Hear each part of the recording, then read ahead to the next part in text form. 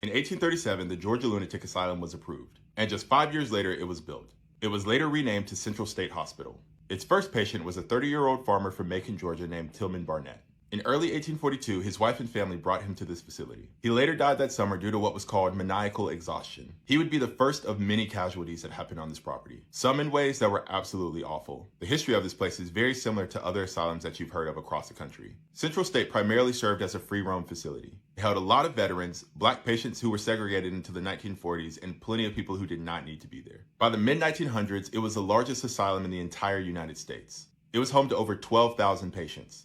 It had its own law enforcement and first responders. It had a church, school, and its own power and water. Unfortunately, thousands of patients were sent here with no real mental illnesses. Simply put, Central State became a place of fear. People still tell stories to this day about their family members and themselves being threatened to be sent here. At one point, the patient-doctor ratio was 100 to 1, sometimes even being over 300 to 1. Patients here suffered excruciating and inhumane experiments. This included electroshock therapy, hydrotherapy, lobotomies, and insulin shock. Some children lived in metal cages. Adults often had to take steam baths or cold showers. In 1959, the Atlanta Constitution's Jack Nelson discovered that 48 patients were also serving as doctors. Despite some of them being former patients, staff changes were made immediately. In the 1960s, new medicines and techniques came out. This began the exodus of patients leaving Central State. This was a place that once had over 200 buildings and occupied over tens of thousands of acres. What's almost unbelievable is that over 20,000 graves sit on this property alone. And it's in the buildings and on the property that people have also reported apparitions. Some that look like former patients, former staff, and soldiers.